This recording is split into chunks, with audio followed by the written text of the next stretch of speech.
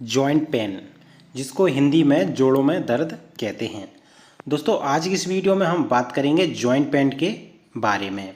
दोस्तों यह समस्या आज वर्तमान में एक आम समस्या बन गई है, यानी कि दोस्तों यह समस्या हर 5 व्यक्ति में से 1 व्यक्ति को यह समस्या देखने को मिल रही है। दोस्तों यह समस्या बढ़ती उम्र के साथ साथ में जो बुजुर्ग व्यक्ति होते हैं या फिर जो 45 प्लस जो व्यक्ति होते हैं, अब तो दोस्तों यह समस्या ज़्यादातर 30 प्लस या 25 प्लस वाले व्यक्तियों में भी देखने को मिल रही है।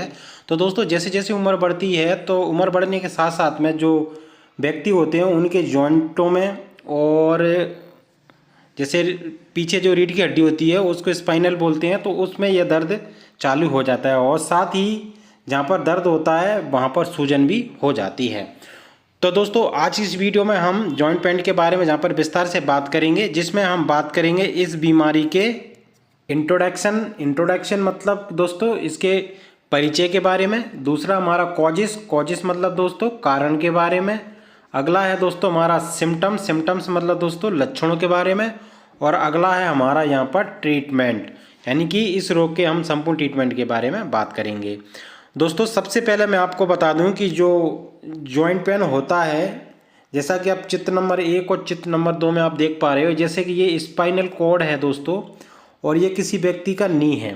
अब दोस्तों यहाँ पर यह समस्या होने के कॉमन से कारण होते हैं, या फिर यहाँ का जो ग्रीस होता है या वो घिस जाए, यानी कि इसको कार्टिलेज बोलते हैं दोस्तों, और या फिर यहाँ के ऊपर जो एक डिबिया होती है या फिर उस डिबिया के घिसने की वजह से ये एक दूसरे के जॉइंट में गैप हो जाए, तो इस वजह से यहाँ पर यह समस्या होती है।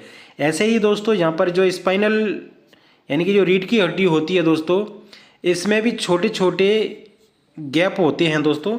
जब इनमें गैप ज़्यादा बन जाता है या फिर इन गैपों के बीच का जो ग्रीस घिस जाता है, तो इस वजह से भी यहाँ पर स्पाइनल कॉर्ड में भी दर्द या फिर सूजन चालू हो जाती है। नमस्ते दोस्तों, स्वागत है अपने पाथ और स्किन केयर चैनल में। दोस्तों आज की वीडियो आपकी नॉलेज इंप्रूवमेंट के लिए है। दोस्तों आज की इस वीडियो में हम बात करने जा रहे हैं जॉइंट पेन बीमारी के बारे में विस्तार से। तो चलिए दोस्तों बात करेंगे इस बीमारी के इंट्रोडक्शन यानी कि परिचय के बारे में। दोस्तों बात करेंगे इस बीमारी की इंट्रोडक्शन यानी कि दोस्तों परिचय में।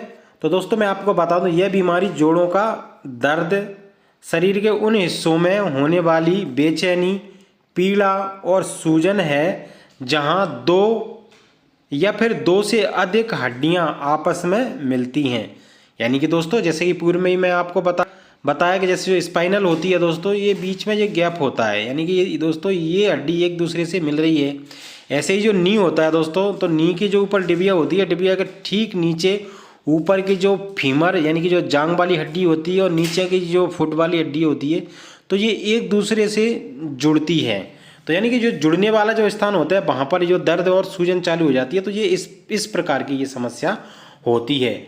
अब दोस्तों ये समस्या ज़्यादातर कहाँ होती है, जैसे कि घुटने हैं, कूल्हे हैं, कंधे हैं और उंगलियों में यह समस्या होती है। इनमें हल्का दर्द या फिर गंभीर दर्द या फिर लगातार दर्द हो सकता है या फिर रुक रुक के भी दर्द हो सकता है। जो इंसानों की उम्र बढ़ने, याद रखना दोस्तों ये समस्या ज़्यादातर पूर्व में मैं आपको बता चुका हूँ, इंसानों की उम्र बढ़ने या फिर चोट लगने या फिर गठिया जो बाय बोलते हैं जिसको हम हिंदी में, या फिर गठिया या फिर ऐसी कुछ अन्य बीमारियों के कारण यह समस्या मरीजों में देखने को मिल रही हैं। अब दोस्तों ये तो रही हमारे जॉइंट पेन के इंट्रोडक्शन के बारे में। अब दोस्तों हम बात करेंगे इस बीमारी के कारण के बारे में। तो चलिए दोस्तों बात करते हैं इस बीमारी के कारण के बारे में। दोस्तों बात करेंगे इस बीमारी के कारण में। दोस्तों जॉइंट पेन का हमारा जहाँ पर सबसे पहला कॉजेस है ओबेसिटी। ओबेसिटी मतलब दोस्तों ये होता है, इसका मतलब मोटापा। ओबेसिटी मतलब दोस्तों मोटापा। अब दोस्तों मोटापा से क्या यहाँ पर जॉइंटों में प्रॉब्लम आती है, तो दोस्तों जब किसी इंसान का वेट ज़्यादा होता है तो वेट ज़्यादा होने की वजह से जो उसके जॉइंट होते हैं उन पर अतिरिक्त भार पड़ता है, जिस वजह से यहाँ पर उसके जॉइंटों में सूजन और दर्द चालू हो जाता है। दूसरा कारण है दोस्तों deficiency of vitamin and minerals. अब दोस्तों यहाँ पर क्या है, जो विटामिन डी होता है दोस्तों और साथ में जहाँ पर कैल्शियम होता है दोस्तों, जब किसी मरीज के बॉडी में या फिर किसी व्यक्ति के शरीर में विटामिन डी की कमी और साथ में अगर कैल्शियम की कमी आती है तो उस वजह से भी यहाँ पर जोड़ों में सूजन और दर्द हो सकता है। अगला है दोस्तों, यानी तीसरा कॉजेस है दोस्तों गाउट। अब गाउट में क्या होता है दोस्तों, एड होता है, उनमें यूरिक एसिड बढ़ जाता है और उनके जॉइंटों में क्रिस्टल जमा हो जाता है, तो जिस वजह से भी यहाँ पर दर्द और सूजन हो सकती है जॉइंटों पर। अगला है दोस्तों इन्फेक्शन।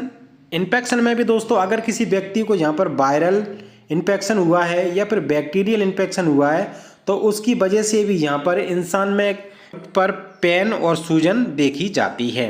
अगला है दोस्तों ऑस्टियोआर्थराइटिस। अब दोस्तों ऑस्टियोआर्थराइटिस में क्या होता है, जो जॉइंट होते हैं दोस्तों, जॉइंटों के बीच में ये कार्टिलेज होता है दोस्तों, वो घिस जाता है। तो कार्टिलेज घिसने की वजह से यहाँ पर उनके जो जॉइंट होते हैं उनमें दर्द और सूजन चालू हो जाती है।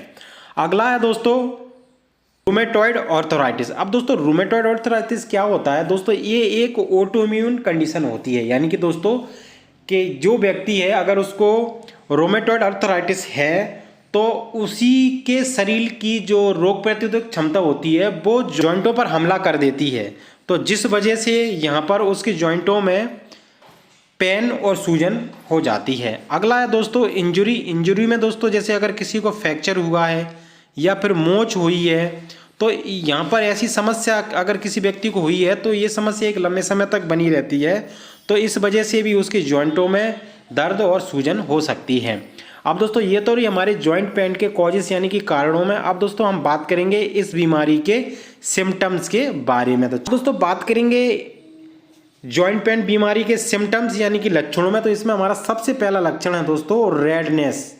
रेडनेस मतलब लालपन दोस्तों जब किसी व्यक्ति को दर्द ज़्यादा होता है तो उसके जो जॉइंट होते हैं वहाँ पर हल्का लालपन देखा जाता है। दूसरा सिम्टम्स है दोस्तों स्टिफनेस। स्टिफनेस का मतलब होता है दोस्तों अकड़न या जकड़न। अब दोस्तों ये जकड़न वाली जो समस्या है ये सुबह सुबह ज़्यादा देखने को मिलती है, या फिर कोई व्यक्ति एक लंबे समय तक बैठा है तो बैठने की वजह से उनके जॉइंटों में अकड़न आ जाती है। अगला है दोस्तों स्वेलिंग, यानी कि दोस्तों जो प्रभावित जो क्षेत्र होता है यानी कि जो जॉइंट होते हैं वहाँ पर दर्द होता है और साथ ही वहाँ पर स्वेलिंग यानी कि सूजन आ जाती है। अगला फोर्थ हमारा सिम्टम्स है पेन। अब दोस्तों पेन में बात करें तो पेन कभी कभार यहाँ पर काफ़ी ज़्यादा तेज हो सकता है, हल्का हल्का हो सकता है, रुक रुक कर भी हो सकता है, तो इस तरीके का पेन जो जॉइंट होते हैं वहाँ पर चलता है। अगला है दोस्तों वार्मथ। तो दोस्तों वार्म का मतलब ये होता है कि जैसे यहाँ पर अगर पेन चल रहा है और वहाँ पर सूजन भी है तो दोस्तों ऐसे एरिया को जब हम टच करते हैं तो टच करने पर वहाँ पर हमको थोड़ा सा वो हल्का गर्म महसूस होता है या फिर वो गर्म होता है। अगला है दोस्तों रिड्यूस्ड मोबिलिटी।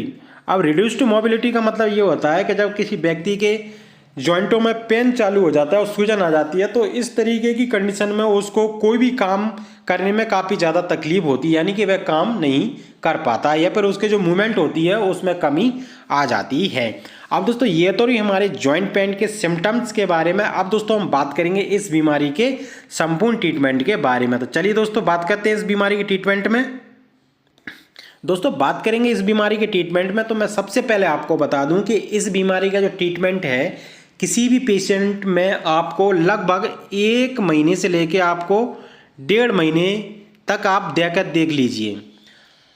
अगर इतना ट्रीटमेंट अगर आप यानी कि 1 से 1.5 महीने तक उस व्यक्ति को अगर आपने ट्रीटमेंट दिया है और अगर फिर भी उसको फ़ायदा नहीं हुआ है तो आपको उस पेशेंट को एक बात क्लियर बता देनी है कि इसका सिर्फ एक ही समाधान है, वो है इसकी सर्जरी। सर्जरी से क्या होगा दोस्तों, अगर जैसे बाय द वे अगर किसी भी जॉइंट का अगर जैसे ग्रीस घिस गया है, कार्टिलेज कम हो गया है या फिर बाकी जो हड्डी है वो घिस गई है तो ऑपरेशन के थ्रू वहाँ पर रिप्लेसमेंट कर दिया जाता है। सबसे पहला हमारा जो ट्रीटमेंट है टैबलेट एटोसेड 60 mg की। पेशेंट को आप यहाँ पर दिन में 2 बार यानी कि बीडी दे सकते हैं। याद रखना दोस्तों ये एक पेन किलर टैबलेट है। उसके बाद में दोस्तों बात करेंगे अगले ट्रीटमेंट में, तो हमारा अगला ट्रीटमेंट है टैबलेट ओमनाकोटिल। अब दोस्तों यहाँ पर जो टैबलेट ओमनाकोटिल है इसको आपको याद रखना 1 महीने तक कभी नहीं चलाना है। इस टैबलेट को आपको लगभग 15 दिन तक चला लीजिए, उससे ज़्यादा आपको इस टैबलेट को नहीं चलाना है, क्योंकि दोस्तों ये टैबलेट एक स्टेरॉइड है जो शरीर में और काफ़ी ज़्यादा नुकसान पहुँचा सकता है। अगला है दोस्तों टैबलेट एसीलॉक। अब दोस्तों एसीलॉक टैबलेट क्या है दोस्तों, ये एक एंटासिड टैबलेट है, यानी कि दोस्तों जब हम ज़्यादा दर्द की टैबलेट खाते हैं तो इस वजह से पेट में काफ़ी ज़्यादा अफरा और गैस बन सकती है।